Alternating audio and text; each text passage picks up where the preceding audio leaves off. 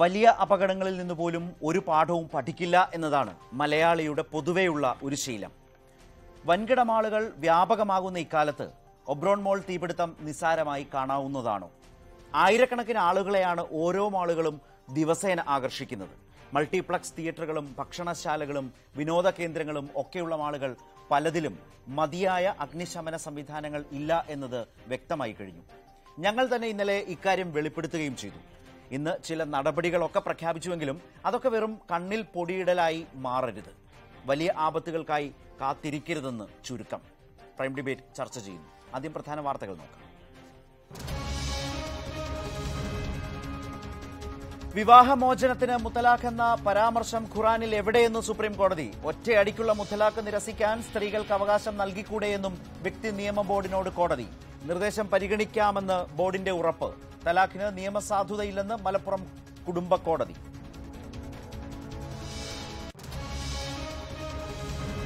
കുൽഭൂഷൺ ജാദവ് കേസിൽ വിധി നാളെ. വധശിക്ഷ റദ്ദാക്കണമെന്ന ഇന്ത്യയുടെ ഹർജിയിൽ അന്താരാഷ്ട്ര നീതിന്യായ കോടതി വൈകിട്ട് 3:30 വിധി പറയും.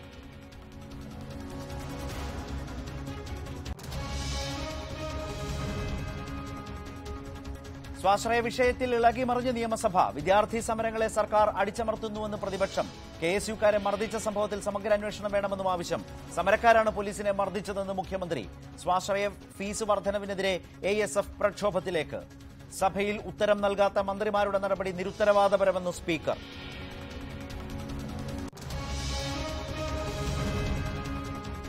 കണ്ണൂരിൽ സമാധാനം ഉറപ്പാക്കാൻ കേന്ദ്ര സഹായം നൽകാമെന്ന് കേന്ദ്രമന്ത്രി രാജീവ് പ്രതാപ് റൂഡി.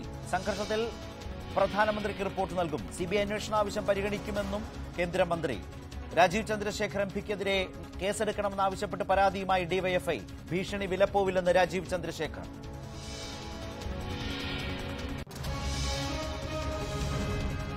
ഒബ്രോൺ മാൾ തീപിടുത്തത്തിൽ തീപിടിച്ച അധികാരികൾ. കൊച്ചിയിൽ സുരക്ഷാ ചട്ടങ്ങൾ ലംഘിക്കുന്ന മാളുകൾക്കെതിരെ നടപടിക്ക് നീക്കം. അടിയന്തര ഇടപെടൽ ആവശ്യപ്പെട്ട് മേയർക്ക് ജില്ലാ കളക്ടറുടെ നിർദ്ദേശം. News 18 impact.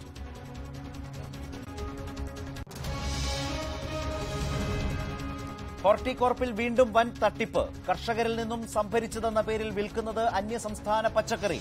കർണാടകയിൽ നിന്നും പച്ചക്കറി എത്തിക്കുന്നത് മുഖ്യമന്ത്രിയുടെ സാമ്പത്തിക ഉപദേഷ്ടാവിന്റെ പിതാവ്. അഴിമതി അന്വേഷിച്ച ധനകാര്യ വകുപ്പിന്റെ റിപ്പോർട്ട് അട്ടിമറിച്ചു. കർശന നടപടിയെന്ന് ഹോർട്ടികോർപ്പ് ചെയർമാൻ.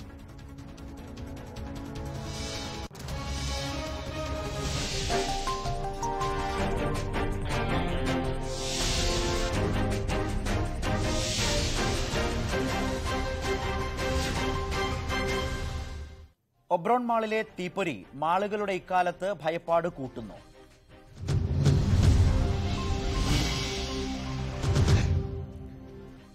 കൊച്ചിയിൽ സുരക്ഷാ നടപടികളില്ലാതെ പ്രവർത്തിക്കുന്ന മാളുകൾക്കെതിരെ നടപടിയുണ്ടാകും. പ്രശ്നത്തിൽ അടിയന്തരമായി ഇടപെടാൻ എറണാകുളം ജില്ലാ കളക്ടർ കൊച്ചി മേയർക്ക് നിർദ്ദേശം നൽകി. ഫയർഫോഴ്സ് അനുമതി ഇല്ലാതിരുന്നിട്ടും നഗരസഭയുടെ താൽക്കാലിക അനുമതിയിൽ കൊച്ചിയിലെ സെൻട്രൽ മാൾ പ്രവർത്തിക്കുന്ന വിവരം ഇന്നലെ ന്യൂസ് 18 പുറത്തുവിട്ടിരുന്നു.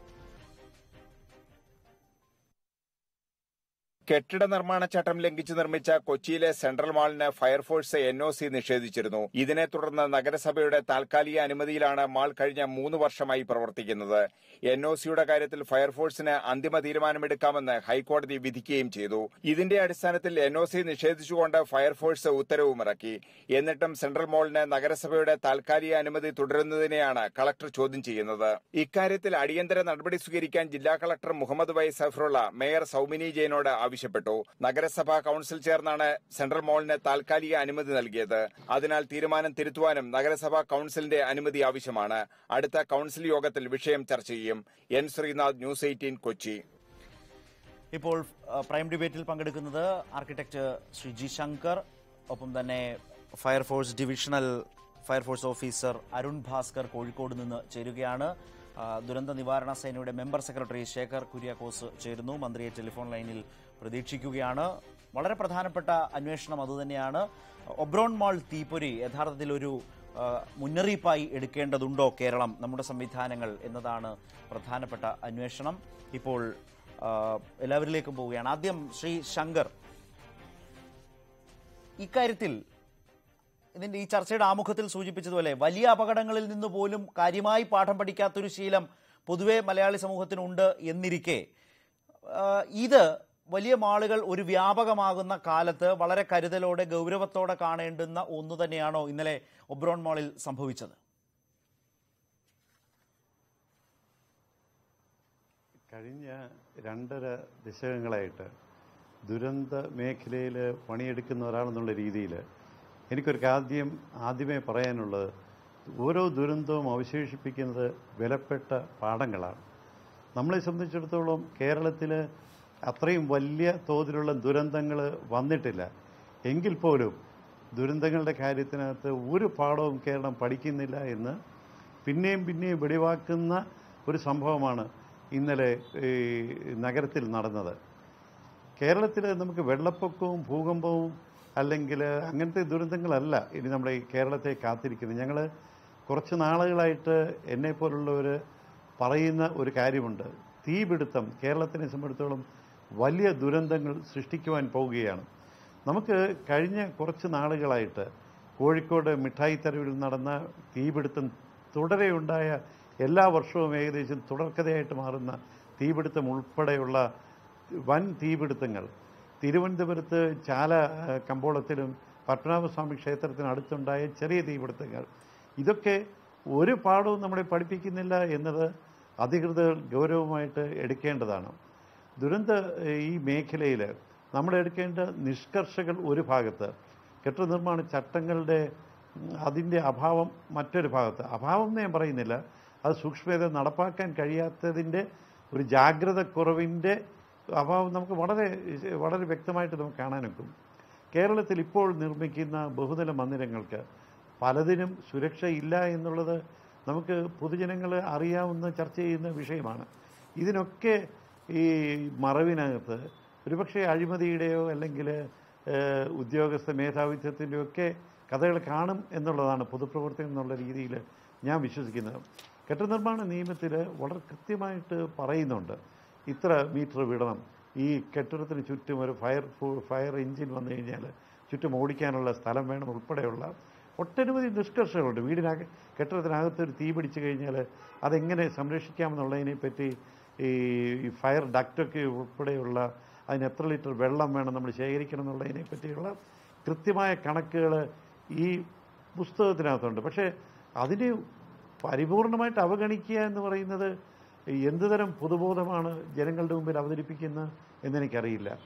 ഇത്തരം ശുഷ്കാന്തിക്കുറവ്, ഇത്തരം ജാഗ്രതക്കുറവ് വലിയ അപകടങ്ങളിലേക്ക് കേരളത്തിനെ നയിക്കും. നമുക്കിപ്പോഴും ഫയർ ബഫർ എന്ന് തുടങ്ങിയിട്ടുള്ള സംവിധാനങ്ങൾ, പെട്ടെന്നൊരു തീപിടുത്തമുണ്ടായാൽ എത്തിച്ചേരാവുന്ന വഴികളുടെ അതൊക്കെ വിന്യാസങ്ങൾ, ഇതൊക്കെ ഇതിനെപ്പറ്റി എത്ര ദുരന്തങ്ങൾ കഴിഞ്ഞിട്ടാണ് നമ്മൾ പഠിക്കുന്നത്. തീർച്ചയായിട്ടും ഇത്തരം ജാഗ്രതക്കുറവും കേരളത്തിൻ്റെ ഏറ്റവും വലിയ ദുരന്തങ്ങളിലൊന്നായിട്ട് ഈ തീപിടുത്തങ്ങൾ മാറാനുള്ള സാധ്യത ഞാൻ അടുത്ത കാലത്ത് തന്നെ കാണുന്നുണ്ട്. തീർച്ചയായും വളരെ വലിയ ആശങ്കയാണ്. തീർച്ചയായും തീപിടുത്തമാണ് യഥാർത്ഥത്തിൽ കേരളത്തിൽ വരാൻ പോകുന്ന വലിയ അപകടങ്ങളുടെ വളരെ പ്രധാനപ്പെട്ട ഒരു ആശങ്കാജനകമായ സാഹചര്യം. അത് ഏതൊരാളും പ്രത്യേകിച്ച് ഈ മേഖലയിലൊക്കെ വളരെ സജീവമായ പലരും പങ്കുവച്ചിട്ടുള്ള വലിയൊരു ആശങ്ക തന്നെയാണ്. സ്വാഭാവികമായും അതിൻ്റെ ആശങ്ക തന്നെയാണ് ആർക്കിടെക്ട് ശങ്കറും ആദ്യം തന്നെ പങ്കെടുത്തുകൊണ്ട് ഈ ചർച്ചയ്ക്ക് തുടക്കം കുറിച്ചുകൊണ്ട് ഇപ്പോൾ പറഞ്ഞത്. നേരത്തെ സൂചിപ്പിച്ച പോലെ ശേഖർ കുര്യാക്കോസ്, മെമ്പർ സെക്രട്ടറി, ദുരന്ത നിവാരണ സംവിധാനം സേന നമ്മൾക്കൊപ്പം ചേരുന്നുണ്ട്. ശേഖർ, ഒരു ദുരന്ത നിവാരണ നിയമം, ചട്ടം, അതിൻ്റെ സംവിധാനങ്ങൾ ജില്ലാതലങ്ങളിൽ അതിൻ്റെ പ്രവർത്തനം ഒക്കെയുള്ള ഒരു നാടാണ്. പല വിധത്തിലുള്ള സുനാമി അടക്കമുള്ള വലിയ ദുരന്തങ്ങളുടെ തുടർച്ചയിൽ, പ്രകൃതിക്ഷോഭങ്ങൾ, മണ്ണിടിച്ചിൽ, ഉരുൾപൊട്ടൽ തുടങ്ങിയിട്ടുള്ള ഘട്ടങ്ങളിലൊക്കെ ഈ സേനയുടെ പ്രവർത്തനത്തിൻ്റെ മികവും പ്രാധാന്യവും കണ്ടതാണ്. ഇപ്പോൾ ഇവിടെ ചർച്ച ചെയ്യുന്ന വളരെ പ്രധാനപ്പെട്ട ആശങ്കാജനകമായ ഒരു സ്ഥിതിവിശേഷം ഈ തീപിടുത്തമാണ്. ഒബ്രോൺ മാളിലെ തീപിടുത്തമാണ് ഇപ്പോൾ ഈ ചർച്ചയ്ക്കടക്കം ആധാരമാകുന്ന ഘടകമെങ്കിൽ ഈ ജില്ലാ ദുരന്ത നിവാരണ അതോറിറ്റിക്ക് യഥാർത്ഥത്തിൽ ഈ തീപിടുത്തം പോലെയുള്ള അപകടങ്ങളിലെ ഇടപെടൽ സാധ്യത എത്രമാത്രമാണ്?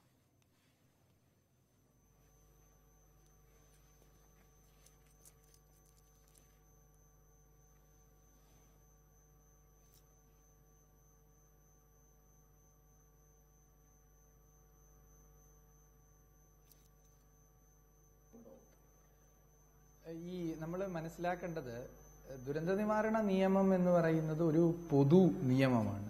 ആ നിയമത്തിൽ ധാരാളം അധികാരങ്ങൾ ജില്ലാ ദുരന്ത നിവാരണ അതോറിറ്റികൾക്ക് നൽകിയിട്ടുണ്ട്, നിക്ഷിപ്തമായിട്ടുണ്ട്. അപ്പോൾ അത്തരം അധികാരങ്ങൾ നമ്മൾക്ക് ഒരു തീപിടുത്തം എന്നതിൽ മാത്രം നിന്നുകൊണ്ട് കാണേണ്ടതൊന്നല്ല. തീപിടുത്തത്തെ സംബന്ധിച്ചിടത്തോളം തീ, പ്രത്യേകിച്ചും കെട്ടിടങ്ങളിലുള്ള തീപിടുത്തത്തെ സംബന്ധിച്ച് വ്യക്തമായ ചട്ടങ്ങളും നിയമങ്ങളും മറ്റ് പല നിയമങ്ങളിലും വളരെ കൃത്യതയോടുകൂടി രേഖപ്പെടുത്തിയിട്ടുണ്ട്. അത്തരം ചട്ടങ്ങളിൽ ഒരു പ്രധാനപ്പെട്ട നിയമം 1968 സിവിൽ ഡിഫൻസ് നിയമമാണ്. സിവിൽ ഡിഫൻസ് നിയമത്തിൽ വളരെ വ്യക്തമായി തീപിടുത്തം നിയന്ത്രിക്കുന്നതിന് സിവിൽ ഡിഫൻസിന്റെ മേധാവികൾ എന്ന നിലയിൽ, സിവിൽ ഡിഫൻസിന്റെ മേധാവി എന്ന നിലയിൽ നമ്മളുടെ സംസ്ഥാനത്തെ അഗ്നിശമന സേനാ മേധാവിക്കുള്ള അധികാരങ്ങളും അതിന് താഴേക്ക് അതെങ്ങനെ ഉപയോഗപ്പെടുത്തണമെന്നുള്ളതും എല്ലാം വ്യക്തമായി പറഞ്ഞിട്ടുണ്ട്. കൂടാതെ കെട്ടിട നിർമ്മാണ ചട്ടങ്ങളിലും മറ്റും വളരെ വ്യക്തമായി തീപിടുത്തം, കെട്ടിടങ്ങളിലെ തീപിടുത്തത്തെ സംബന്ധിച്ച് അതിന്റെ സുരക്ഷാ ക്രമീകരണങ്ങളെ കുറിച്ച് വ്യക്തമായി പ്രതിപാദിച്ചിട്ടുണ്ട്. അപ്പോൾ അത്തരം വ്യക്തമായ പ്രതിപാദനങ്ങൾ ഉള്ള നിയമവശങ്ങളിൽ ദുരന്ത നിവാരണ നിയമം ഉപയോഗിക്കുന്നത് ഒരുപക്ഷെ ആശാസ്യമായിരിക്കില്ല. പക്ഷേ ദുരന്ത നിവാരണ നിയമം നമ്മൾക്ക് ഉപയോഗിക്കാൻ സാധിക്കുന്ന ചില അവസരങ്ങളുണ്ട്. അതെപ്പോഴാണെന്ന് വെച്ച് കഴിഞ്ഞാൽ, ഉദാഹരണത്തിന് നമ്മൾക്ക് കോഴിക്കോട് മിഠായി തെരുവിൽ ഈ അടുത്ത കാലത്ത് ഒരു അഗ്നിബാധ ഉണ്ടായപ്പോൾ അവിടുത്തെ ജില്ലാ ദുരന്ത നിവാരണ അതോറിറ്റി യോഗം ചേർന്നു. ഈ അതോറിറ്റി എന്ന് പറയുന്നത് ഏതെങ്കിലും ഒരു വകുപ്പോ ഒരു കുറച്ച് വ്യക്തികളോ ഉൾപ്പെടുന്നതല്ല. ജില്ലാ ദുരന്ത നിവാരണ അതോറിറ്റി എന്നുള്ളത് അവിടുത്തെ ഫയർ ഓഫീസറും അവിടുത്തെ DMOയും എല്ലാം ഉൾപ്പെടുന്ന ജില്ലാ കളക്ടർ മേധാവിയായിട്ടുള്ള ജില്ലാ പഞ്ചായത്ത് പ്രസിഡന്റ് സഹ അധ്യക്ഷനായിട്ടുള്ള ഒരു സംവിധാനമാണ്. അപ്പോൾ ആ യോഗം ചേർന്ന് ചർച്ചകൾ നടത്തി മിഠായി തെരുവിന്റെ ഫയർ ഓഡിറ്റിംഗ് നടത്തുവാനുള്ള തീരുമാനമെടുക്കുകയുണ്ടായി. ഫയർ ഓഡിറ്റിംഗ് നടത്തുന്നതിന് മുന്നോടിയായി ഇത്തരം ആ പ്രദേശത്തുള്ള കടയുടെയും മറ്റും വ്യാപാരി വ്യവസായികളുമായിട്ട് ചർച്ച നടത്തി അവരുമായി ഒരു പൊതുധാരണയുടെ അടിസ്ഥാനത്തിൽ ചില നിർദ്ദേശങ്ങൾ കൊടുക്കുകയുണ്ടായി. ഇന്ന കാര്യങ്ങൾ നിങ്ങൾ ഇത്ര ദിവസത്തിനുള്ളിൽ നടപ്പാക്കണം. ഇതൊന്നും ചെയ്യുന്നത് സർക്കാർ അതിന്റെ ഒരു ആവശ്യകത എന്ന നിലയിലല്ല ചെയ്യുന്നത്, അങ്ങനെയല്ല ചെയ്യപ്പെടേണ്ടതും. ഇത് നമ്മൾ ഓരോരുത്തരുടെയും, ആ കടയുടമയുടെയും ആ കടയിലുള്ള വസ്തുവകകളുടെയും നമ്മളുടെയും പൊതുസമൂഹത്തിന്റെയും നാശനഷ്ടം കുറയ്ക്കുവാൻ ഏറ്റവും അത്യാവശ്യമായ കാര്യങ്ങളാണ് എന്ന പൊതുബോധത്തിൽ നിന്നാണ് ഈ പ്രവർത്തനം നടക്കേണ്ടത്. ശേഖർ, ഞാൻ മടങ്ങി വരാം. തീർച്ചയായും അരുൺ ഭാസ്കർ, ഇപ്പോൾ ശേഖർ കുര്യാക്കോസ് സൂചിപ്പിച്ച പോലെ 68 സിവിൽ ഡിഫൻസ് നിയമമുണ്ട്, കെട്ടിട നിർമ്മാണ ചട്ടമുണ്ട്. നമ്മുടെ നിയമസഭ തന്നെ പാസാക്കിയ കെട്ടിട നിർമ്മാണ ചട്ടമാണ്. അതിന്റെ അടിസ്ഥാനത്തിലാണ് അഗ്നിശമന മാനദണ്ഡങ്ങൾ ഉറപ്പാക്കേണ്ടത്. ഇതെല്ലാം നിൽക്കുന്നു. പക്ഷേ ഇതൊക്കെ എത്രമാത്രം നിഷ്കർഷിക്കുന്നുണ്ട് എന്നതാണ് ഇത്തരം അപകടങ്ങൾ വരുമ്പോൾ പൊതുവായി ആലോചിക്കുന്നതും. ഒരു പൊതുവായ പ്രവണത, അതിന്റെ വിശദാംശങ്ങളിലേക്ക് വരുമ്പോൾ തന്നെ നേരത്തെ ആർക്കിടെക്ട് ശങ്കറൊക്കെ സൂചിപ്പിച്ചതുപോലെ ഒരു ആശങ്കാജനകമായ സ്ഥിതിവിശേഷം തീപിടുത്തവുമായി ബന്ധപ്പെട്ട്, വൻകിട കെട്ടിടങ്ങളിൽ ഉണ്ടാകാവുന്ന തീപിടുത്തവുമായി ബന്ധപ്പെട്ട് ഭാവിയിലേക്ക് നോക്കിയാൽ ഒരു വലിയ ആശങ്കയായി കാണാവുന്നതാണത് എന്ന് വരുമ്പോൾ, അരുൺ ഭാസ്കർ, അത് വളരെ ഗൗരവത്തോടെ കാണേണ്ട, അതിനനുസരിച്ച് ചട്ടങ്ങൾ, അതിന്റെ നടത്തിപ്പ് നിഷ്കർഷിക്കേണ്ട ഒരു ഘട്ടത്തിലാണോ പൊതുവായി വിലയിരുത്തിയാൽ നമ്മുടെ സമൂഹം ഇന്ന് എത്തി നിൽക്കുന്നത്? അരുൺ ഭാസ്കർ.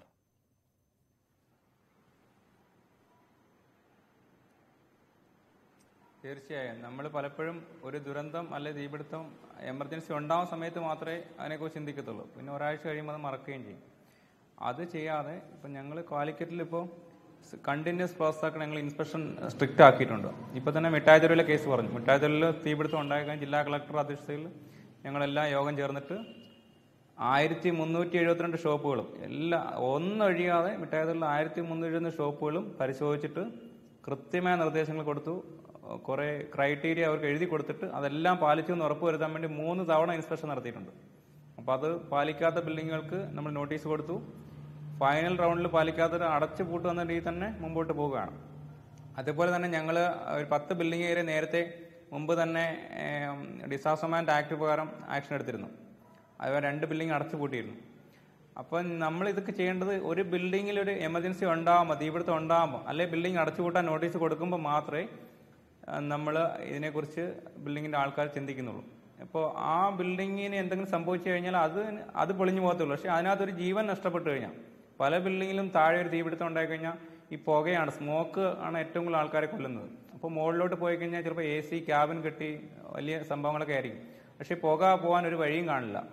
പലതും ടെറസ് കെട്ടിയടച്ചിരിക്കാം, സ്റ്റെയർ കേസ് ഒക്കെ ബ്ലോക്ക് ചെയ്തിരിക്കാം, ഫയറിൻ്റെ ഫൈറ്റിംഗ് സിസ്റ്റം, പ്രൊട്ടക്ഷൻ സിസ്റ്റം പലതും വർക്കിംഗ് ആവില്ല, സമയത്തിന് വർക്ക് ചെയ്യില്ല. അപ്പോൾ അതൊക്കെ റെഗുലർ മെയിൻ്റനൻസ് ചെയ്യാറില്ല. അപ്പോൾ ആരും അതിനകത്തൊരു ഇത് കാണിക്കാറില്ല. അവരെല്ലാവരും അവരുടെ ബിൽഡിങ്ങിൽ ഒരു ഇൻസിഡൻറ്റിന് വേണ്ടി വെയിറ്റ് ചെയ്യുകയാണ്. ആ കാഴ്ചപ്പാട് മാറിയെങ്കിൽ മാത്രമേ ഇത് പറ്റുള്ളൂ. മാത്രമല്ല നമുക്ക് റൂളിൻ്റെ അപര്യാപ്തത്തെ കൊണ്ട് നമുക്ക് റൂള് സ്ട്രിക്റ്റ് ആയിട്ടുള്ള റൂൾസിൻ്റെ കുഴപ്പമുണ്ട്. മറ്റ് പല സ്റ്റേറ്റുകളിലും ഈ ഫയർ സേഫ്റ്റി മാനദണ്ഡങ്ങൾ പാലിച്ചില്ലെങ്കിൽ ബിൽഡിങ്ങിന് കറണ്ട് കട്ട് ചെയ്യാൻ, ഇലക്ട്രിസിറ്റി കണക്ഷൻ, അതുപോലെ ഈ വാട്ടർ കണക്ഷൻ കട്ട് ചെയ്യാനും ബിൽഡിംഗ് സീൽ ചെയ്യാനൊക്കെ ഉള്ള അധികാരങ്ങളൊക്കെ ചില സ്റ്റേറ്റുകളിലൊക്കെ ഉണ്ടായിട്ടുണ്ട്. അപ്പോൾ അതൊക്കെ നമുക്ക് വേണ്ടി വരും. അതൊന്നും ഇല്ലാതെ തന്നെയാണ് നമ്മളിവിടെ കാലിക്കറ്റിൽ വളരെ സ്ട്രിക്റ്റ് ആയിട്ട് നമ്മൾ ബിൽഡിങ്ങുകളെ കൊണ്ട് ചെയ്യിക്കുന്നുണ്ട്. ഈ ഒരു 2 ബിൽഡിംഗ് അടച്ചു പൂട്ടിയ സ്ഥിതിക്ക് ബാക്കിയുള്ള ബിൽഡിംഗ് ഒരു മെസ്സേജ് ആയിട്ട് ബാക്കിയുള്ളവർ ഇപ്പം കുറേ നല്ല രീതിയിൽ ഫയറിൻ്റെ സിസ്റ്റം ചെയ്യാനും അതുപോലെ വർക്ക് ചെയ്യുക. മാത്രമല്ല നമ്മൾ മാത്രമല്ല, നമ്മൾ ട്രെയിനിങ്ങും കൊടുക്കുന്നുണ്ട്. ഒരു ബിൽഡിങ്ങിൽ ഒരു ഫയർ ഉണ്ടായിക്കഴിഞ്ഞാൽ എങ്ങനെ ഹാൻഡിൽ ചെയ്യണം എന്നുള്ളത് ബിൽഡിങ്ങിലെ ഒരു ഷോപ്പിംഗ് മാള് അല്ലെങ്കിൽ സ്കൂള്, കോളേജ്, ഹോസ്പിറ്റല് അങ്ങനെയുള്ള ഹൈറൈസ് വലിയ ബിൽഡിങ്ങുകളിലൊക്കെ ഞങ്ങൾ പോയിട്ട് ട്രെയിനിങ് കൊടുക്കുന്നുണ്ട്. അതിനകത്തൊരു ഫയർ എക്സ്റ്റിംഗ്വിഷർ അങ്ങനെ ഉപയോഗിക്കണം, അരുൺ ഭാസ്കർ പറഞ്ഞു വന്നത് ഇപ്പോൾ എന്നൊക്കെ പഠിപ്പിക്കുന്നുണ്ട്. മിഠായി തെരുവിലെ കാര്യം എടുത്താൽ ഇപ്പോൾ തന്നെ 223ഓളം കടകൾക്ക് നോട്ടീസ് നൽകിയിട്ടുണ്ട്, ജില്ലാ കളക്ടർ നോട്ടീസ് നൽകിയിട്ടുണ്ട്. പക്ഷേ പുറത്ത് ഒരു വലിയ വർത്തമാനം, എന്തെങ്കിലുമൊക്കെ ചെറിയ തരത്തിലുള്ള ചില നടപടികളൊക്കെ ചെയ്ത് വ്യാപാരി സമൂഹമാണ്, വളരെ ശക്തരാണവർ എന്ന് പറഞ്ഞാൽ എണ്ണം കൊണ്ടും ശക്തി കൊണ്ടും എല്ലാ തരത്തിലും. അപ്പോൾ അതിന് കീഴടങ്ങേണ്ടി വരും. താങ്കൾ തന്നെ പറഞ്ഞ പോലെ ഇതെല്ലാം ഈ രൂപത്തിൽ ലംഘിക്കപ്പെടുകയാണ്. ചട്ടങ്ങളുണ്ട്, ആ ചട്ടങ്ങൾ ആരും പാലിക്കുന്നില്ല എന്ന് വരുമ്പോൾ അത് ലംഘിക്കുകയാണ് കൃത്യമായി. ഇവിടെയും ചില തട്ടുപൊളിപ്പൻ പരിപാടികളൊക്കെ ചെയ്ത് ഈ നോട്ടീസിനെ അതിജീവിച്ചേക്കാം എന്നൊരു വലിയ വിചാരവും നിങ്ങൾ കൊടുത്ത നോട്ടീസിന് പുറകെ നമ്മുടെ സമൂഹത്തിലുണ്ട്. നിങ്ങളത് വളരെ ഫലപ്രദമായി, വളരെ കർശനമായി നിങ്ങൾക്ക് നടപ്പാക്കാനാവുന്നില്ല പലപ്പോഴും, അല്ലെങ്കിൽ നിങ്ങൾക്കതിനുള്ള പിന്തുണ എല്ലാ മേഖലകളിൽ നിന്ന് ലഭിക്കുന്നുമില്ല. അങ്ങനെ കൂടി ഒരു പൊതുവിചാരം ഈ പ്രവർത്തനങ്ങളിൽ ഉണ്ട് താനും പൊതുസമൂഹത്തിന്.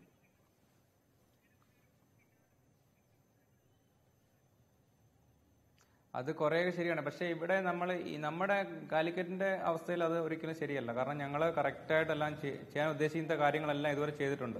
മിഠായിത്തെരുവിന്റെ കേസ് ഫെബ്രുവരി 25 തൊട്ട് തുടങ്ങിയ ഒരു പ്രോസസ്സാണ്.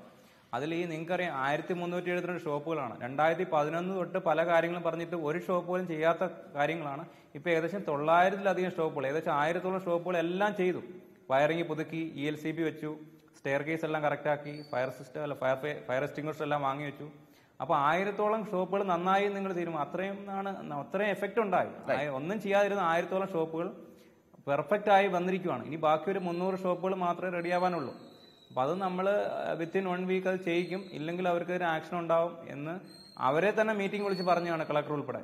തീർച്ചയായിട്ടും അവർ ചെയ്തില്ലെങ്കിൽ, കാരണം ഭൂരിപക്ഷം അത് ചെയ്തോളും, ബാക്കിയുള്ളത് ചെയ്തേ പറ്റൂ എന്നുള്ള അവസ്ഥയിൽ ഞാൻ അരുൺ ഭാസ്കറിലേക്ക് മടങ്ങാം. ശ്രീ ശങ്കർ, അതായത് ഈ ആ നിലയ്ക്ക് ഇപ്പോൾ മിഠായി തെരുവ് നിരന്തരം ഒരു ഭീഷണി ഉള്ള മേഖലയായിരുന്നു.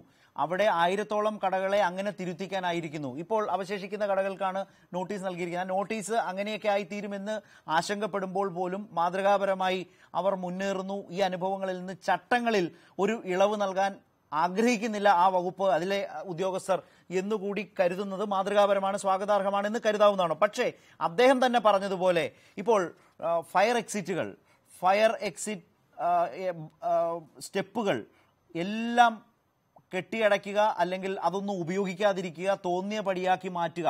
പക്ഷെ അതൊന്നും പിടിക്കപ്പെടാതെ വരുമ്പോഴാണ് താങ്കൾ നേരത്തെ സൂചിപ്പിച്ചല്ലോ ചട്ടങ്ങളുടെ നടത്തിപ്പിലെ അഭാവം എന്ന് പറയുന്ന ഒരഴിമതി.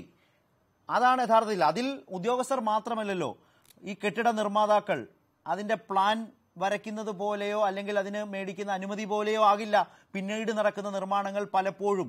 അവിടെയാണ് ഈ പറഞ്ഞ ഒത്തുകളികൾ ഉണ്ടാകുന്നത്. അതല്ലേ അടിസ്ഥാനപരമായി തിരുത്തപ്പെടേണ്ടത്? തീർച്ചയായിട്ടും ഞാൻ ആ വാദഗതിയോട് പൂർണ്ണമായിട്ട് യോജിക്കുന്നു. ഞാൻ ഒരു കാര്യം കൂടെ പറയട്ടെ. ഈ ദേശീയ തലത്തിൽ നമ്മുടെ സംസ്ഥാന ദുരന്ത നിവാരണ അതോറിറ്റിയുടെ പ്രവർത്തനങ്ങൾ ഏറെ ശ്ലാഘിക്കപ്പെട്ടതാണെന്നും നമ്മുടെ ഈ സർവീസിൽ ഊർജ്ജസ്വലരായിട്ടുള്ള ഏറെ ഉദ്യോഗസ്ഥൻ പ്രവർത്തിക്കുന്നതും എൻ്റെ സാക്ഷ്യപത്രമാണ്. പക്ഷേ ഇത് പറയുമ്പോഴും എന്താണ് പ്രതിസന്ധിക്ക് കാരണം എന്ന് പറയുന്നത് ഏകോപനമില്ലായ്മയാണ്. നമ്മുടെ നാട്ടിൽ കെട്ടിട നിയമങ്ങളുണ്ട്. അത് വരയ്ക്കുന്ന ആർക്കിടെക്റ്റ് മുതൽ കെട്ടിട നിർമ്മാതാവ് വരെയുള്ളവർക്കെല്ലാവർക്കും വളരെ വ്യക്തത തരുന്ന രീതിയിലുള്ള കെട്ടിട നിർമ്മാണ നിയമങ്ങളുണ്ട്. ഇതിനെ എവിടെ ഒത്തുതീർപ്പിന് നമ്മൾ വശംവദരാകുന്നു അവിടെയാണ് നമ്മുടെ പിഴവുകൾ ആരംഭിക്കുന്നത്. കാരണം നമുക്ക് ഈ പൊതുവായിട്ട് വാണിജ്യ താല്പര്യങ്ങൾക്ക് മുൻതൂക്കം വരുന്ന ഒരു സമൂഹമായിട്ട് മാറിക്കൊണ്ടിരിക്കുകയാണ്. ഓരോ ചതുരശ്ര അടിയും വിറ്റ് കാശാക്കാനുള്ള വ്യഗ്രതയും നമ്മൾ സുരക്ഷിതത്വത്തെ മറക്കുന്ന കാഴ്ചയാണ് ഇപ്പോൾ കഴിഞ്ഞ ദിവസം കണ്ട ഒബറോൺ മോളിനെ പോലെയുള്ള ഈ വലിയ തീപിടുത്തത്തിനൊക്കെ തയ്യാറാവും. നമുക്ക് വഴികൾ അടച്ചുക, കാർ പാർക്കിംഗ് ഇതൊക്കെ വാണിജ്യ ആവശ്യങ്ങൾ കെട്ടിയടക്കുക, ഫയർ അത് നിഷ്കർഷയില്ലാതെ ഫയർ ഡക്ട് പ്രവർത്തിക്കുന്നുണ്ടോ നോക്കുക, മുകളിലുള്ള വാട്ടർ ടാങ്കിൻ്റെ കപ്പാസിറ്റിയിൽ ഇളവ് വരുത്തുക, അതിൻ്റെ ഏറ്റവും വില കുറഞ്ഞിട്ടുള്ള ഫയർ സംവിധാനങ്ങൾ ഏർപ്പെടുത്തുക, വഴിക്ക് വീതിയില്ലാതിരിക്കുമ്പോഴും കെട്ടിട നിർമ്മാണ നിയമങ്ങളിൽ എങ്ങനെയെങ്കിലും ഇളവ് വരുത്തി കണ്ണടച്ച് അതിനകത്ത് വ്യാജരേഖകളൊക്കെ ഉണ്ടാക്കി അതിൻ്റെ നിർമ്മാണ ഉത്തരവ് വാങ്ങിക്കുക. ഇത്തരം വലിയൊരു രീതിയിലുള്ള ശ്രദ്ധക്കുറവാണ് നമ്മുടെ ഈ ബ്യൂറോക്രസിയിലുള്ള ഭരണതലത്തിലുള്ളത്. അതിനെ എത്ര സൂക്ഷ്മമായിട്ട് നമുക്ക് നേരിടാൻ കഴിയും എന്നുള്ളതാണ് ഏറ്റവും വലിയ പ്രശ്നം. നമുക്ക് ശ്രദ്ധിക്കേണ്ട രണ്ട് കാര്യങ്ങളുണ്ട്. നമ്മുടെ നഗരഭരണ സംവിധാനങ്ങളിൽ ഈ കാര്യത്തിനകത്ത് ജാഗ്രത പുലർത്തിയിട്ടേയിരിക്കുന്നു. ഇപ്പോൾ നമ്മൾ ഏത് നഗരത്തിൽ വരുന്ന എല്ലാ കെട്ടിടവും നമുക്ക് നഗരസഭ ഫയർ ഡിപ്പാർട്ട്മെൻറ്റ് അയച്ചിട്ട് അവരുടെ ഒരു താത്വികമായ അംഗീകാരം കൂടെ വെച്ചിട്ട് വേണം ഇത് നമുക്ക് മുൻപോട്ട് കൊണ്ടുപോകാം. പക്ഷേ രണ്ട് തലത്തിലും ജാഗ്രതക്കുറവ് ഉണ്ടാകുന്നു എന്ന് എനിക്ക് നേരിട്ട് സാക്ഷ്യമുള്ള കാര്യമാണ്. രണ്ട് ഭാഗത്തും ജാഗ്രതക്കുറവുണ്ടാകുന്നു. ഇത്തരം ജാഗ്രതക്കുറവ് കേരളത്തിൻ്റെ ശോഭ കെടുത്തുകയാണ്. കാരണം കെട്ടിടങ്ങളിൽ മരിക്കുന്നത്, കെട്ടിടങ്ങളിൽ കുടുങ്ങുന്ന ആൾക്കാരാണ്, പ്രത്യേകിച്ച് ഭിന്നശേഷിയുടെ ആൾക്കാർ, ഓടി രക്ഷപ്പെടാൻ കഴിയാത്ത ആൾക്കാർ. ഇങ്ങനെയാണ് ഈ ദുരന്തങ്ങൾ ആരെയും കൊല്ലുന്നില്ല. ഈ ബിൽഡിംഗ് സ്കിൽ പീപ്പിൾ എന്ന് പറയും. ഇതിനകത്ത് കുടുങ്ങി പുക ശ്വസിച്ച് വിഷവാതകം ശ്വസിച്ച് തീ ഈ ആളിക്കത്തി അതിനകത്ത് രക്ഷപ്പെടാനാവാതെ ചെയ്യുന്നതാണ്. ഇതിനകത്ത് പ്രധാനമായിട്ട് ഒരു പങ്ക് ഞാൻ ഉൾപ്പെടുന്ന സമൂഹത്തിനുണ്ട് എന്ന് ഞാൻ ഏറ്റുപറയാണ്. ഒന്നാമത് ഈ ഫയർ ഒരുപക്ഷെ തീ വന്ന് ആളിപ്പടരാൻ സാധ്യതയുള്ള ഒരു നിർമ്മാണ വസ്തുക്കളും കൊണ്ട് കെട്ടിടം പണിയരുത്. നമ്മുടെ എയർ കണ്ടീഷൻഡ് അറ്റ്മോസ്ഫിയറുകൾ അല്ല അത്രയും വായു സഞ്ചാരം ഇല്ലാത്ത ഇതിനകത്തൊക്കെ വലിയ ദുരന്തങ്ങളാണ് ഉണ്ടാകുന്നത്. നമ്മൾ ഉപയോഗിക്കുന്ന നിർമ്മാണ വസ്തുക്കളിൽ കരുതൽ വേണം. തീ പിടിക്കാൻ തീ പടരുവാനായിട്ടുള്ള ഒരു സാധ്യതയും ഇല്ലാത്ത രീതിയിലുള്ള നിർമ്മാണ രീതികളും നിർമ്മാണ വസ്തുക്കളുമുണ്ട്. അതിനകത്തുള്ള ജാഗ്രതക്കുറവും ഇത്തരം ദുരന്തങ്ങളുടെ വ്യാപ്തി വർദ്ധിപ്പിക്കുവാൻ പലപ്പോഴും അതിന്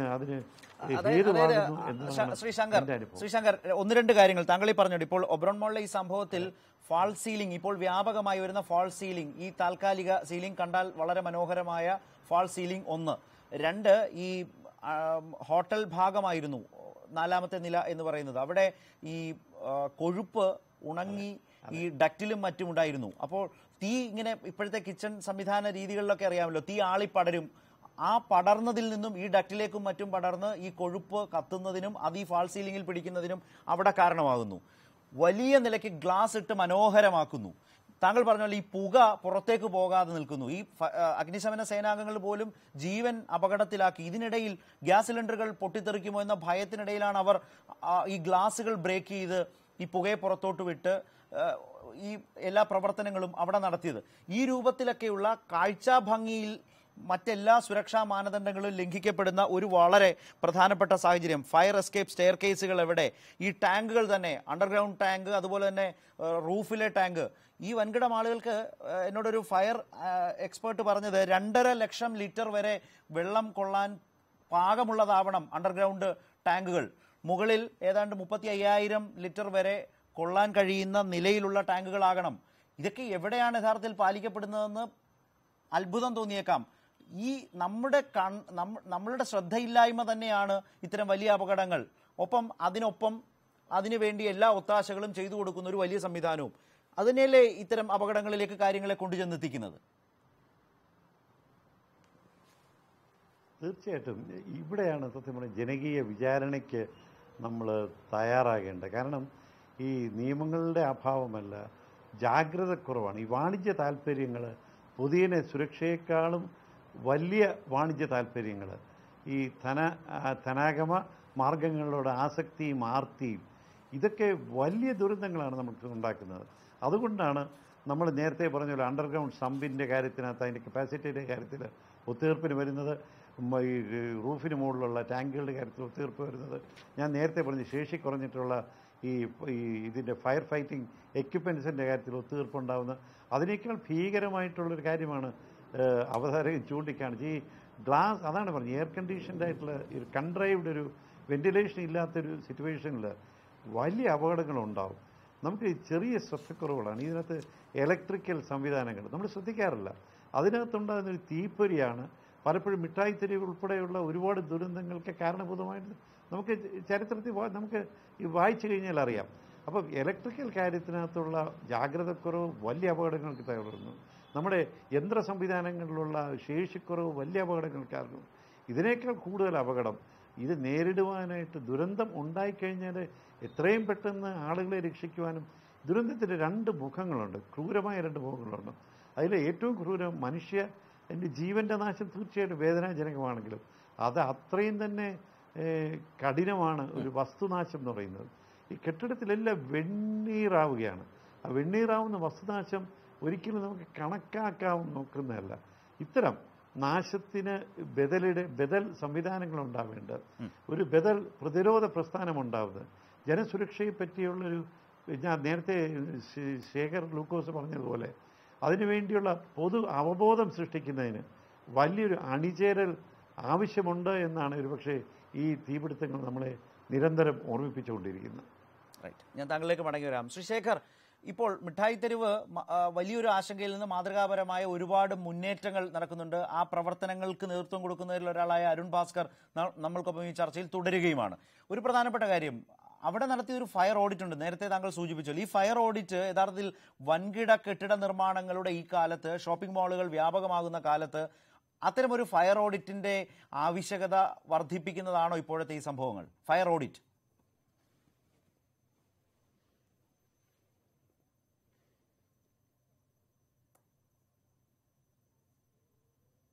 െല്ലാം നമ്മളുടെ നാട്ടിൽ മാൾ എന്ന സങ്കല്പം വന്നത് അടുത്ത കാലത്താണല്ലോ.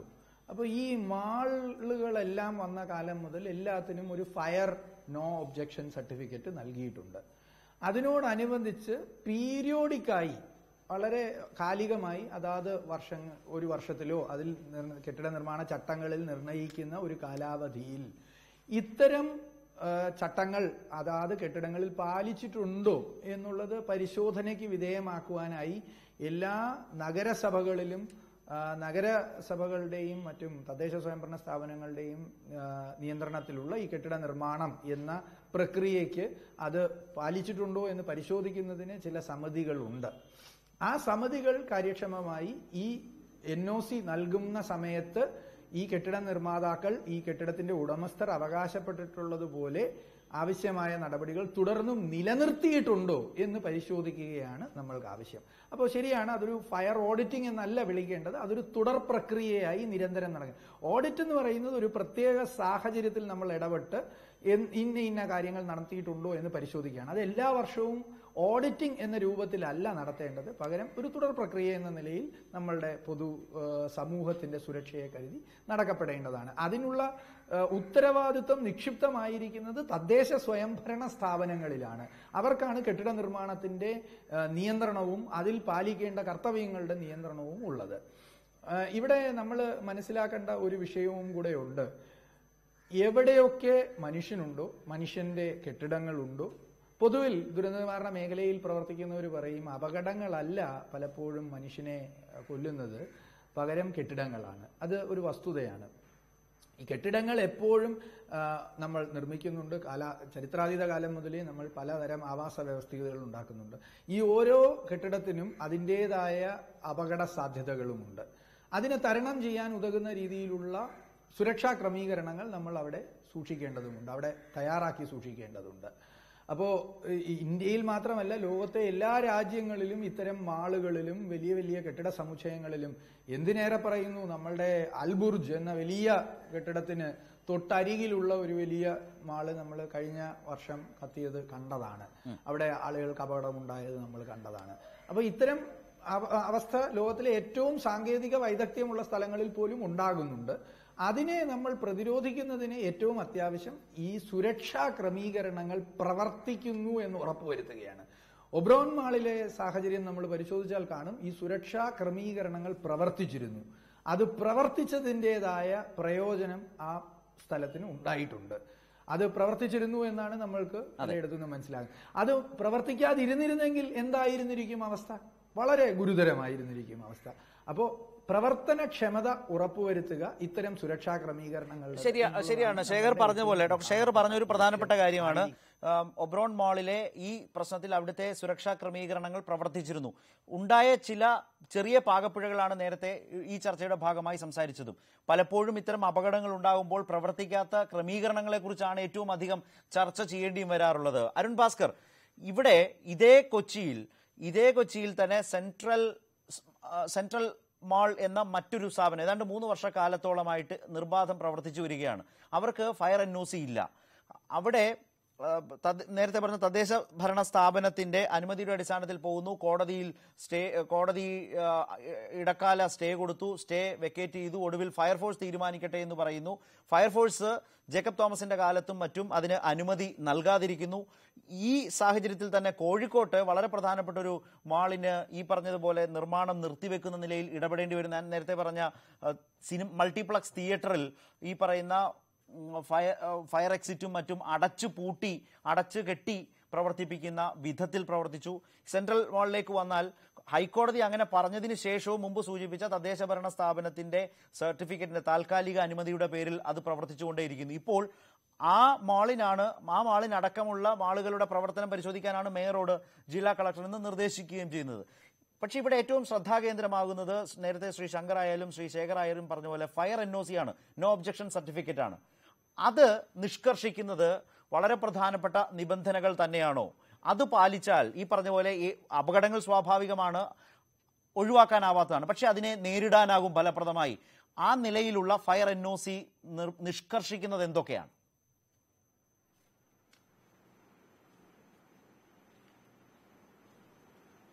ഫയർ NOC പല ബിൽഡിങ്ങിന്റെ കാറ്റഗറി അനുസരിച്ചാണ്. ബിൽഡിങ്ങിനെ റെസിഡൻഷ്യൽ, എഡ്യൂക്കേഷണൽ, കൊമേഴ്സ്യൽ, അസംബ്ലി, അങ്ങനെ പല കാറ്റഗറിയായിട്ട് തിരിച്ചിട്ടുണ്ട്.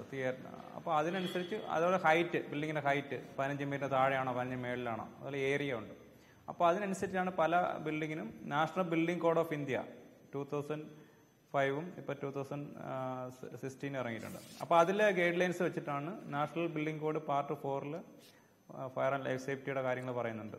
അത് വെച്ചിട്ടാണ് നമ്മൾ കൊടുക്കുന്നത്. അത് പ്രകാരം നമ്മൾ അതും കൂടാതെ Kerala municipality building rules, panchayat building rules ഒക്കെ നോക്കുന്നുണ്ട്.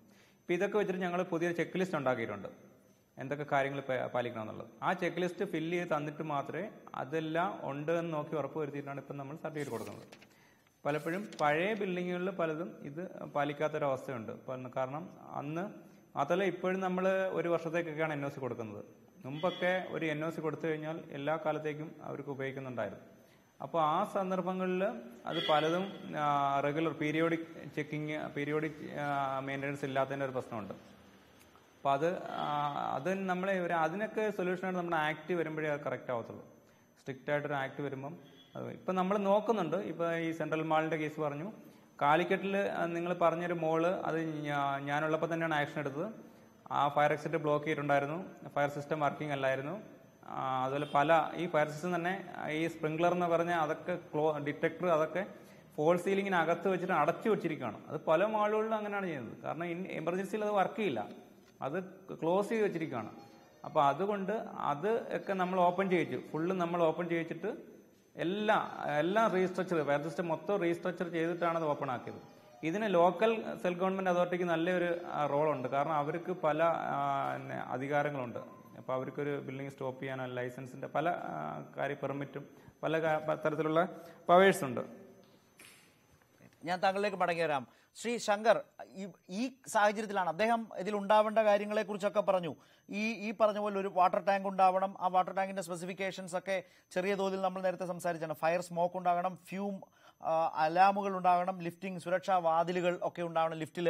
ഇതെല്ലാം നിൽക്കെയാണ് ഈ പറഞ്ഞ നമ്മുടെ മെട്രോ നഗരത്തിൽ ഈ രൂപത്തിൽ മാള് 3 വർഷമായി പ്രവർത്തിച്ചുകൊണ്ടിരിക്കുന്നത്. അതിന് വളരെ ഈ പറഞ്ഞ പോലെ വളരെ പ്രധാനപ്പെട്ട ഒരു ഒക്യുപ്പൻസി സർട്ടിഫിക്കറ്റ് തദ്ദേശഭരണ സ്ഥാപനങ്ങളിൽ നിന്ന് തരപ്പെടുത്തുക, അതിൻ്റെ പുറത്ത് പോവുക, കോടതിയുടെ ഇടപെടൽ വരുത്തിച്ചിടുക, കോടതി ആ കേസ് തള്ളിക്കളഞ്ഞാൽ പോലും യഥാർത്ഥത്തിൽ ആദ്യം കിട്ടിയ ഒരു ഒക്യുപ്പൻസി സർട്ടിഫിക്കറ്റിന്റെ തദ്ദേശഭരണ സ്ഥാപനങ്ങളുമായി ബന്ധപ്പെട്ടുണ്ടാക്കിയെടുക്കുന്ന ഒരു കൂട്ടുകച്ചവടത്തിന്റെയോ സഹകരണത്തിന്റെയോ പശ്ചാത്തലത്തിൽ അത് നിർബാധം തുടരുക. ഇപ്പോൾ നേരത്തെ താങ്കൾ പറഞ്ഞല്ലോ വളരെ രസകരമായ ഒരു കാര്യമുണ്ട്. ഇപ്പോൾ ഈ ഫയർ NOC എടുക്കുന്ന സമയത്ത് കാർ പാർക്കിംഗ് എന്ന് പറഞ്ഞ് ചിലപ്പം ഡിമാർക്കേറ്റ് ചെയ്യാതെ കാണിക്കാതെ ഓപ്പൺ സ്പേസായി ഇട്ടേക്കും. ഈ NOC ലഭിച്ച ശേഷം ഈ പ്രദേശം മുഴുവൻ, ആ സ്പേസ് മുഴുവൻ കാർ പാർക്കിംഗ് ആയി മാർക്ക് ചെയ്ത് മാറ്റിക്കൊടുക്കും. സ്വാഭാവികമായി മുമ്പ് പറഞ്ഞ പോലെ ഫയർ എഞ്ചിനും മറ്റും കടന്നു പോകാൻ കഴിയാത്ത വിധം അത് ബ്ലോക്ക്ഡ് ആവുന്ന സാഹചര്യം ഒരു ഭാഗത്ത്. ഈ രൂപത്തിലൊക്കെ പ്ലാനിൽ നിന്ന് നിർമ്മാണത്തിലേക്ക് വരുമ്പോൾ തന്നെ വലിയ മാറ്റം, അതിന് ഈ തദ്ദേശഭരണ സ്ഥാപനങ്ങളിൽ അടക്കം കിട്ടുന്ന അനുമതി ഘട്ടത്തിൽ വരുന്ന വലിയ ഒത്തുകളികൾ, ഇത് അത്ര വേഗം പരിഹരിക്കാൻ കഴിഞ്ഞില്ല എങ്കിൽ താങ്കൾ ആദ്യം സൂചിപ്പിച്ച പോലെ വലിയ വലിയ അപകടങ്ങളിലേക്ക് പോകും. വലിയ ഫ്ളാറ്റുകൾ, വൻകിട ആളുകൾ, കമ്മ്യൂണിറ്റി ലൈഫിലേക്ക് കേരളം കൂടുതലായി പോയിക്കൊണ്ടിരിക്കുന്ന ഒരു സമൂഹം. ഇതല്ല ഇതിന്റെ ഒരു ഗൗരവമായ ഒരാലോചന സർക്കാർ തലത്തിൽ തീരുമാനമായി സർക്കാർ എടുക്കേണ്ടതുണ്ടോ? തീർച്ചയായിട്ടും ഈ വലിയ ചതിക്കുഴികളാണ് സത്യം പറഞ്ഞാൽ ഈ ആസൂത്രണ രംഗത്തുണ്ടാകുന്നത്.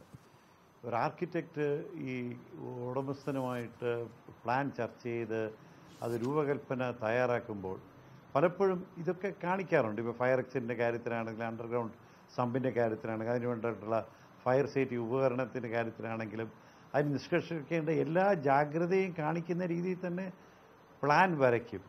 പ്ലാൻ വരച്ചിട്ട് തദ്ദേശ സ്വയംഭരണ സ്ഥാപനങ്ങളുടെ നിന്ന് അനുമതി വാങ്ങിച്ചിട്ട് ഫയർ ഡിപ്പാർട്ട്മെൻറ്റിൽ നിന്ന് NOCയും വാങ്ങിച്ചിട്ട് അതിനകത്ത് എല്ലാ നിഷ്കർഷയും പാലിച്ചുകൊണ്ടുള്ള ഒരു മനോഹരമായ പ്ലാനായിരിക്കും ഉണ്ടാക്കുന്നത്.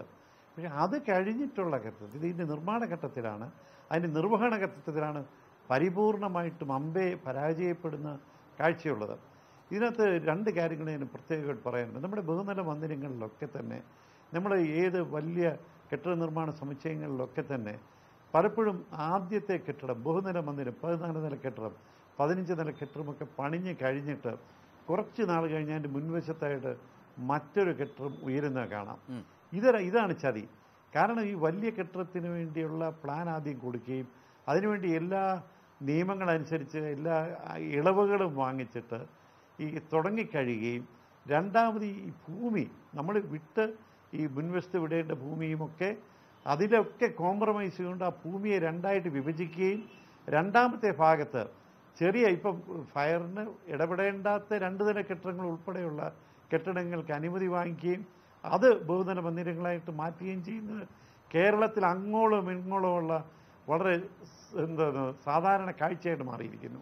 ആദ്യം ബഹുനില മന്ദിരങ്ങൾ വരും, അതിന് പുറത്ത് അതിന് മുൻവശത്ത് ഒരു ചെറിയ കമേഴ്ഷ്യൽ കോംപ്ലക്സ് ആദ്യം വരും, അത് പിന്നീട് ബഹുനിലകളായിട്ട് മാറുകയും അങ്ങനെ ചട്ടങ്ങളെ പരിപൂർണമായിട്ട് കാറ്റിപ്പറത്തി പൊതുജനങ്ങളെ കഴുതുകളാക്കുന്ന രീതിയിലുള്ള ഒട്ടനവധി ഈ ചതിക്കുഴികൾ നമ്മുടെ നഗരാസൂത്രണ രംഗത്താണെങ്കിലും നഗരസഭയുടെ ഭരണ കർത്തവ്യ രംഗത്താണെങ്കിലും ഒക്കെ ഉണ്ട് എന്ന് ഒരു ആർക്കിടെക്റ്റ് എന്നുള്ള രീതിയിലല്ല, ഒരു പൊതുപ്രവർത്തകൻ എന്നുള്ള രീതിയിൽ എനിക്ക് കാണിക്കേണ്ടി വരുന്നു. ഞാൻ ആദ്യമേ പറഞ്ഞതുപോലെ ഇത്തരം ഈ ഒത്തുതീർപ്പുകളാണ്, ജനസുരക്ഷയുടെ പുറത്ത് വരുന്ന ഇത്തരം ഒത്തുതീർപ്പുകളാണ് വലിയ ദുരന്തങ്ങളിലേക്ക് വരാൻ പോകുന്നത്. കേരളത്തിലിപ്പം അവിടേക്ക് ഉണ്ടായ ദുരന്തം വളരെ ചെറിയ ദുരന്തമാണ്. കേരളത്തിൽ ഉണ്ടാവാൻ പോകുന്നത് നമ്മുടെ കാൽ കീഴിൽ മരണം പതിയിരിക്കുകയാണ് സുഹൃത്തെ, അതിനെ നമ്മൾ കാണാതിരിക്കരുത്. തീർച്ചയായും. ശ്രീ ശേഖർ, ഇതിലൊരു പ്രധാനപ്പെട്ട കാര്യം, ഇപ്പോൾ ഒബ്രോൺ മാളിനെ കുറിച്ച് നേരത്തെ ശേഖറും സൂചിപ്പിച്ചു. സുരക്ഷാ മാനദണ്ഡങ്ങൾ നേരത്തെ പറഞ്ഞ ഫയർ NOCയെ കുറിച്ചാണ് അരുൺ ഭാസ്കർ സൂചിപ്പിച്ചതും. അത് പലപ്പോഴും വലിയ നിലയ്ക്ക് വ്യതിചലിക്കപ്പെടുന്നു എന്നതാണ് ശങ്കർ സൂചിപ്പിച്ച ഒരു പ്രധാന കാര്യം. അവിടെ തന്നെയാണ് കൊച്ചിയിലെ തന്നെ ഒരു പ്രത്യേകമായ ഒരു മാൾ എടുത്ത് 3 വർഷമായി ഈ പറഞ്ഞ ഫയർ NOC ഇല്ലാതെ പ്രവർത്തിച്ചുകൊണ്ടിരിക്കുന്ന വിധത്തിൽ ഇപ്പോൾ ജില്ലാ കളക്ടർ ഇടപെടാനും മറ്റും മാളുകളുടെ ഇത്തരം സംവിധാനങ്ങൾ, സുരക്ഷാ ക്രമീകരണങ്ങൾ പരിശോധിക്കാൻ മേയറോടും കോർപ്പറേഷനോടും പറയുന്ന നിലയിൽ കാര്യങ്ങൾ എത്തി നിൽക്കുകയാണ്. അത്തരം പരിശോധനകൾ വളരെ ഗൗരവതരമായി ആവശ്യപ്പെടുന്ന ഒരു ഘട്ടമല്ലേ?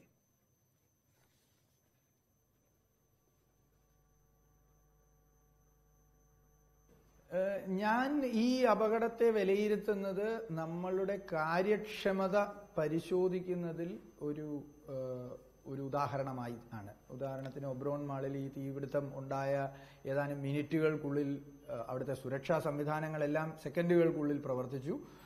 അവിടേക്ക് ഫയർഫോഴ്സിന്റെ നിസ്തുലമായ സേവനം, ഫയർഫോഴ്സിന്റെ ഉദ്യോഗസ്ഥരെ എത്ര അഭിനന്ദിച്ചാലും പറ്റില്ല. അവരെല്ലാ കാലഘട്ടങ്ങളിലും മനുഷ്യന് കേരളത്തിൽ ഏറ്റവും സഹായകരമായ ഒരു സേനയാണ്. അവരവിടെ എത്തി വളരെ പെട്ടെന്ന് തന്നെ ജില്ലാ ദുരന്ത നിവാരണ അതോറിറ്റിയുടെയും മറ്റും ഉദ്യോഗസ്ഥർ അവിടെ എത്തിച്ചേർന്നു. റവന്യൂ സംവിധാനം അവിടെ കാര്യങ്ങൾ ഏകോപിപ്പിക്കാൻ സന്നദ്ധരായി.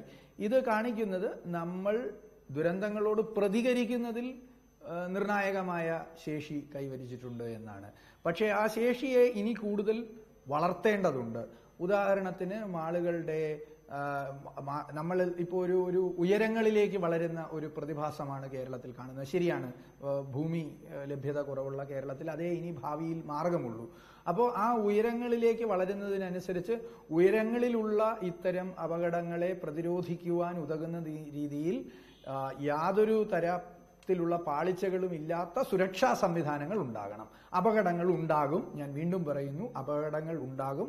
അതിനെ പ്രതിരോധിക്കത്തക്ക രീതിയിലുള്ള, അതിന്റെ ആഘാതം ലഘൂകരിക്കത്തക്ക രീതിയിലുള്ള സുരക്ഷാ ക്രമീകരണങ്ങൾ സൃഷ്ടിക്കുക എന്നതാണ് നമ്മളുടെ ലക്ഷ്യം. അതായത് ശേഖർ, ഒരു കാര്യം കൂടി ഇതുമായി കൂട്ടിച്ചേർത്തുകൊണ്ട് ചോദിക്കട്ടെ. ഫയർ എൻഒസി എന്നത് വിട്ടുവീഴ്ചയില്ലാതെ നടപ്പാക്കേണ്ട ഒന്നാണ് എന്നൊരു നല്ല തിരിച്ചറിവും ബോധ്യവുമല്ലേ ഇത് നൽകുന്നത്?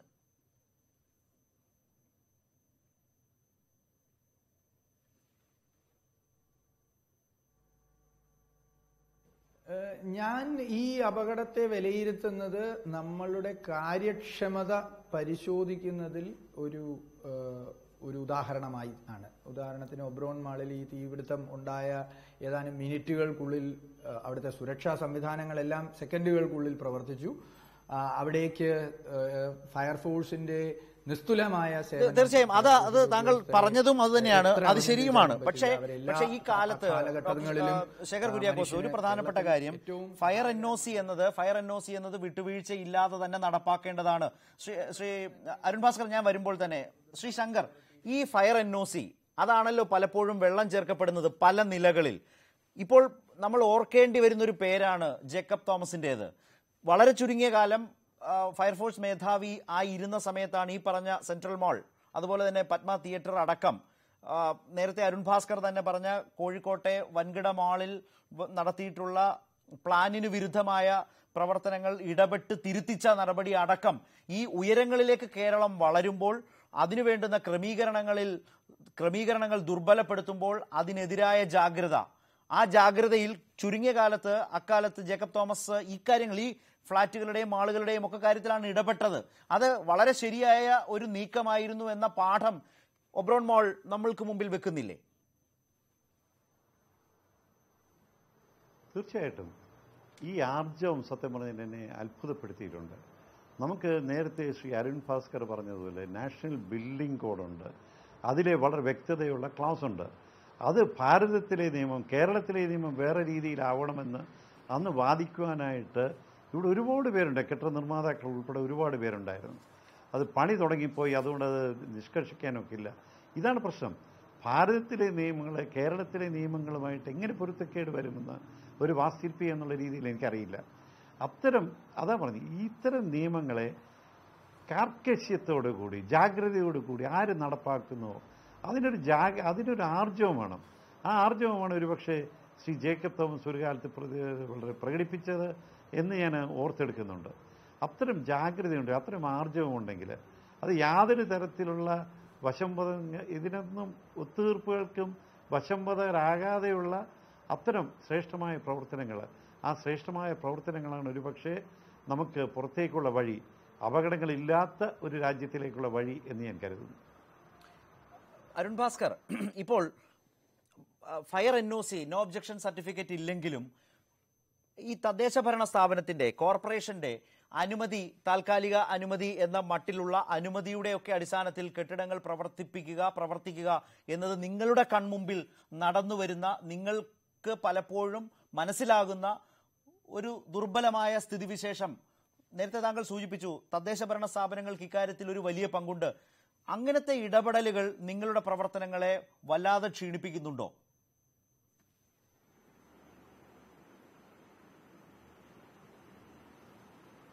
കുറേയൊക്കെ ഉണ്ട്. കാരണം നമ്മൾ പലപ്പോഴും നമ്മുടെ ആക്ടിൻ്റെ അപര്യാപ്തത മൂലം നമ്മൾ റിപ്പോർട്ട് ചെയ്യുന്നത് പലപ്പോഴും ലോക്കൽ അതോറിറ്റിക്കായിരിക്കും. ബിൽഡിംഗ് കയറി ആക്ഷൻ എടുക്കാൻ വേണ്ടി നമ്മൾ ആ ഫോൾട്ടുകൾ കണ്ടുപിടിച്ചിട്ട് റിപ്പോർട്ട് ചെയ്യുന്ന ലോക്കൽ അതോറിറ്റിക്കാണ്. പക്ഷെ അവർ പലപ്പോഴും ഒരു സ്ലോ ആറ്റിറ്റ്യൂഡാണ്, വളരെ ലീനിയൻ്റ് ആറ്റിറ്റ്യൂഡാണ് കാണിക്കുന്നത്. അപ്പോൾ അത് വളരെ നമുക്ക് ബാധിക്കാറുണ്ട്. പക്ഷേ നമ്മളതിനെ ഓവർടേക്ക് ചെയ്യുന്നുണ്ട് പല സ്ഥലങ്ങളിലും. നമ്മൾ അതിനുവേണ്ടി ഡിസ്ട്രിക്ട് കളക്ടർ മുഖേന, ഞങ്ങളിവിടെ കാലിക്കറ്റ് ചെയ്ത് ഡിസാസ്റ്റർ മാനേജ്മെൻറ്റ് ആക്ട് ഉപയോഗിച്ചിട്ട് ഡിസ്ട്രിക്ട് കളക്ടർ മുഖേന നമ്മൾ ബിൽഡിംഗ് ഏരിയ ആക്ഷൻ എടുപ്പിച്ചു. അപ്പോൾ അങ്ങനെ നമ്മൾ അതിനെ ഓവർടേക്ക് ചെയ്തതാണ്. പക്ഷേ ലോക്കൽ അതോറിറ്റിയാണ് ചെയ്യാൻ പറ്റുമെങ്കിൽ ഒത്തിരി കാര്യങ്ങൾ ചെയ്യാൻ പറ്റും. അത് കാരണം അവരാണ് അതിൽ ഏറ്റവും കൂടുതൽ ചെയ്യാൻ പറ്റുന്നത്. ഒരു പക്ഷേ നമുക്കൊരു ആക്ട് ഉണ്ടായെങ്കിൽ ഞങ്ങൾ ഡയറക്റ്റ് നമ്മൾ ചെയ്തേനെ. ആക്ട് ഉണ്ടാവുന്ന സമയം വരെ അവർക്ക് ചെയ്യാൻ പറ്റും. അതായത് അരുൺ ഭാസ്കർ പറഞ്ഞു വരുന്ന ആക്ടിന്റെ ഒരു അഭാവത്തിൽ നിങ്ങൾക്ക് തദ്ദേശ ഭരണ സ്ഥാപനങ്ങളെ ആശ്രയിക്കേണ്ടി വരുന്നു. ഫയർ NOC എന്നത് സ്പഷ്ടമായി ഇല്ലാതെയും തദ്ദേശ ഭരണ സ്ഥാപനങ്ങളിലൂടെ നേടിയെടുക്കുന്ന മുമ്പ് പറഞ്ഞ ഒക്യുപ്പൻസി സർട്ടിഫിക്കറ്റിലൂടെ ഇത്തരം വലിയ കെട്ടിടങ്ങൾക്ക് പ്രവർത്തിക്കാവുന്ന ഒരു സാഹചര്യം കേരളത്തിലുണ്ട് എന്നതൊരു യാഥാർത്ഥ്യം തന്നെയല്ലേ അരുൺ?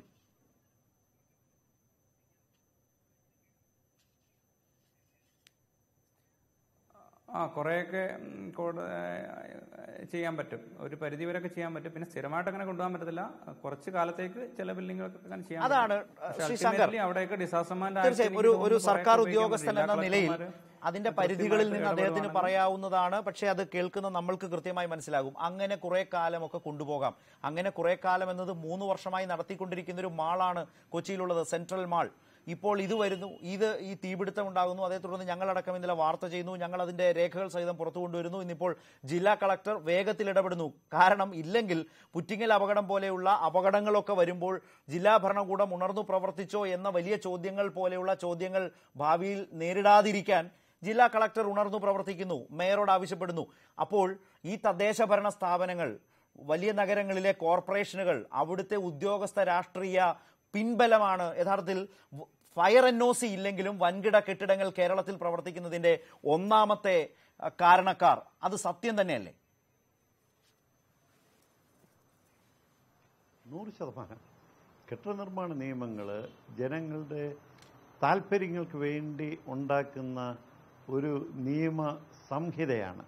അതിനെ മനസ്സിലാക്കണം. നമുക്ക് യഥേഷ്ടത്തിൽ കാറ്റും വെളിച്ചവും ഒക്കെ ഉറപ്പാക്കുന്ന രീതിയിലുള്ള, സുരക്ഷ ഉറപ്പാക്കുന്ന രീതിയിലുള്ള നിയമങ്ങളുടെ ഒരു സംഹിതയാണ് കെട്ടിട നിർമ്മാണ നിയമം. അതിനെ ഈ കണ്ണിലെ കൃഷ്ണമണി പോലെ അത് നടപ്പാക്കേണ്ടത് തീർച്ചയായിട്ടും നഗര ഭരണകൂട സംവിധാനങ്ങളാണ്. അതിൻ്റെ ഭാഗമായിട്ടാണ് നമ്മൾ സുരക്ഷയെ പറ്റിയുള്ള ചർച്ചകളൊക്കെ ചെയ്യുന്നത്. ഈ കെട്ടിട നിർമ്മാണ നിയമങ്ങൾക്ക് യാതൊരു വില കൊടുക്കാതെ ഒത്തുതീർപ്പുകൾ തയ്യാറാക്കി പൂർണ്ണമായിട്ടും അത് തിരസ്കരിച്ചു കൊണ്ടുള്ള നിർമ്മാണ പ്രവർത്തനങ്ങൾ കേരളത്തിൽ അങ്ങോളം ഇങ്ങോളം നടക്കുകയാണ്. നമ്മുടെ കൺമുമ്പിൽ വെച്ച് നടക്കുകയാണ്. പണത്തിന് പുറത്ത് പരുന്തും പറക്കില്ല എന്നുള്ള ഒരു വാചകത്തെ ഒരുപക്ഷെ അന്വർത്ഥമാക്കിക്കൊണ്ട് പണക്കാരന്, അത് വലിയ വാണിജ്യ താല്പര്യമുള്ളവർക്ക്, അവർക്ക് എന്ത് രീതിയിലും ഇത്തരം കെട്ടിട നിർമ്മാണ നിയമങ്ങൾ ബാധകമല്ല എന്ന് പൊതുജനങ്ങളെ വീണ്ടും വീണ്ടും ബോധ്യമുണ്ടാക്കുന്ന രീതിയിലുള്ള വൻകിട അധിനിവേശ പ്രവർത്തനങ്ങൾ നഗരത്തിൻ്റെ ഉൾഭാഗങ്ങളിൽ, നഗരത്തിൻ്റെ മധ്യഭാഗത്ത് നടന്നുകൊണ്ടിരിക്കുന്നതിൻ്റെ കാഴ്ചക്കാരാണ് നമ്മളെല്ലാവരും. അത് കെട്ടിട നിയമങ്ങളൊരു ഭാഗത്തും ഈ പരിരക്ഷയില്ലാതെ 2-3 സെൻറ്റ് സ്ഥലത്തിന് വേണ്ടി പരക്കം പാകുന്ന സാധാരണക്കാർ മറുവശത്ത് ഇരിക്കുന്നത് കേരളത്തിനെ സംബന്ധിച്ചിടത്തോളം, ഇത്ര ജനാധിപത്യ ബോധമുള്ള കേരളത്തിനെ സംബന്ധിച്ചിടത്തോളം അരോചകമായിട്ടുള്ള കാഴ്ചയാണ്. ശ്രീശങ്കർ, താങ്കൾ പറഞ്ഞത് വളരെ കൃത്യമായ മലയാളി അനുഭവിച്ചുകൊണ്ടിരിക്കുന്ന ഒരു വിവേചനത്തിന്റെ തദ്ദേശ ഭരണ ചിത്രം തന്നെയാണ്, കാഴ്ച തന്നെയാണ്. ഒരു ജനന സർട്ടിഫിക്കറ്റിനോ ഒരു മരണ സർട്ടിഫിക്കറ്റിനോ കയറിയിറങ്ങി ചെരുപ്പ് തേഞ്ഞാൽ പോലും കിട്ടാത്തൊരു കാലത്ത് കിട്ടാത്തൊരു സംവിധാനം ഉണ്ടായിരുന്നു. മാറ്റങ്ങൾ വന്നുകൊണ്ടിരിക്കുന്നു എന്നത് അംഗീകരിച്ചുകൊണ്ട് തന്നെ പറയട്ടെ. പക്ഷേ ആളുകൾ ആ വിധത്തിൽ നരകിക്കുമ്പോഴാണ് ഫയർ NOC പോലും ഇല്ലാതെ വളരെ കൃത്യമായി വലിയ മാളുകൾ നമ്മുടെ മെട്രോ നഗരത്തിലടക്കം വർഷങ്ങളായി പ്രവർത്തിച്ചു കൊണ്ടിരിക്കുന്നു. അതിന് അത്തരം ചൂട്ടുപിടിച്ചു കൊടുക്കുന്ന സൗകര്യങ്ങൾ ഇക്കാര്യത്തിൽ ഉണ്ട് എന്ന യാഥാർത്ഥ്യം ആ മേഖലയിൽ പണിയെടുക്കുന്ന ഉദ്യോഗസ്ഥർക്ക് പോലും സമ്മതിക്കേണ്ടി വരുന്നു. ഇതാണ് തദ്ദേശഭരണ രംഗത്തെ സ്ഥാപനങ്ങളും ഉദ്യോഗസ്ഥരും ജനപ്രതിനിധികളും അടങ്ങുന്ന ഒരു കോക്കസ് അനുവദിച്ചുകൊണ്ടിരിക്കുക. അതാണ് കൊച്ചിയിലെ ഈ സെൻട്രൽ മാൾ യഥാർത്ഥത്തിൽ ഓർമ്മിപ്പിക്കുന്ന ഒരു ചിത്രം. ശ്രീ ശേഖർ, അവസാനമായി ഇപ്പോൾ മാളുകൾ താങ്കൾ നേരത്തെ പറഞ്ഞ പോലെ മുകളിലേക്ക് വളരുന്നൊരു കേരളം, അതുകൊണ്ട് തന്നെ സുരക്ഷാ ക്രമീകരണങ്ങൾ കൂടിയേ തീരൂ. അതിൽ വെള്ളം ചേർക്കാൻ പാടില്ല. ഉദ്യോഗസ്ഥരുടെയും രാഷ്ട്രീയക്കാരുടെയും താല്പര്യങ്ങൾക്കനുസരിച്ച് ലളിതമാക്കാവുന്നതല്ല ഫയർ ആൻഡ് നോസികൾ, അത് വ്യക്തമാണ്. അപ്പോൾ ഈ മാളുകൾ വ്യാപകമാകുന്ന ഒരു കാലത്ത് ദിവസേന ആയിരക്കണക്കിന് ആളുകളാണ് ഈ മൾട്ടിപ്ലക്സ് തിയേറ്ററുകളിലേക്കും അവിടുത്തെ വിനോദ കേന്ദ്രങ്ങളിലേക്കും ഫുഡ് കോർട്ടുകളിലേക്കും വന്നുകൊണ്ടിരിക്കുന്നത്. പക്ഷേ അപകടകരമായ ഒരു സ്ഥിതി വിശേഷത്തിലേക്കാണ് ഇവരെ ആളുകളെ തള്ളിവിടുന്നതെങ്കിൽ അത് അംഗീകരിക്കാൻ കഴിയുന്നതുമല്ല. അപ്പോൾ വളരെ കൃത്യമായ പഴുതുകൾ അടച്ചുള്ള ഒരു സംവിധാനം ഇക്കാര്യത്തിൽ ഉണ്ടാവേണ്ടതാണോ?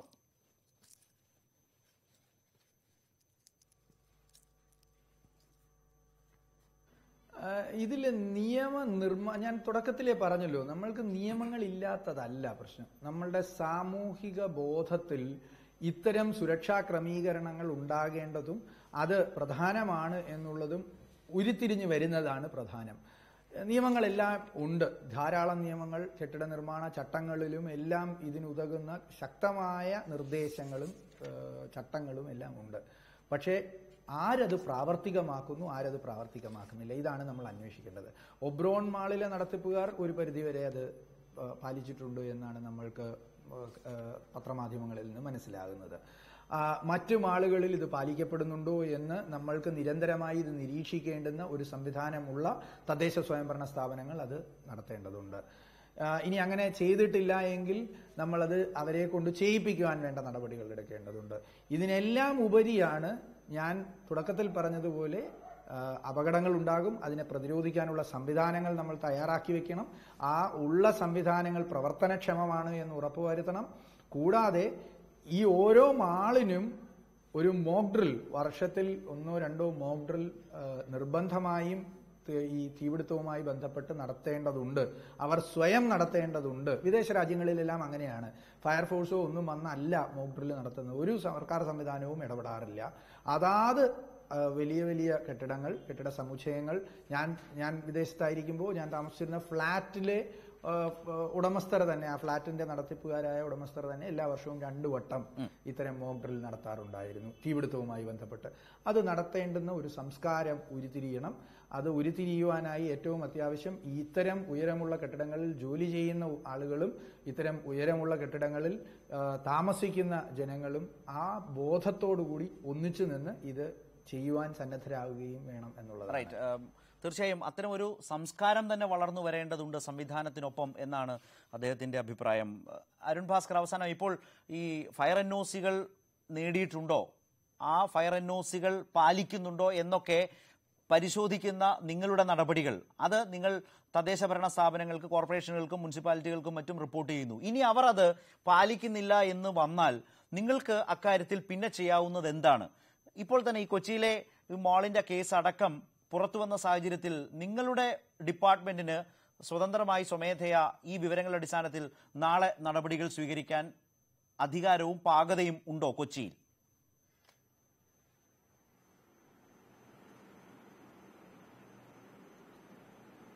നമ്മുടെ ഡിപ്പാർട്ട്മെന്റിന് ഞാൻ പറഞ്ഞില്ല, ലോക്കൽ അതോറിറ്റിയെ പൂർണ്ണമായിട്ടും നമുക്ക് പറയാൻ പറ്റില്ല. ചില സ്ഥലങ്ങളിലൊക്കെ ചെയ്യുന്നുണ്ട്. കാലിക്കറ്റിലെ ലോക്കൽ അതോറിറ്റി നമ്മൾ കൊടുക്കുന്നതൊക്കെ അവർ കോർപ്പറേഷനൊക്കെ നല്ല രീതിയിൽ ചെയ്യുന്നുണ്ട്. പല സ്ഥലത്തും സപ്പോർട്ട് കിട്ടുന്നുണ്ട്.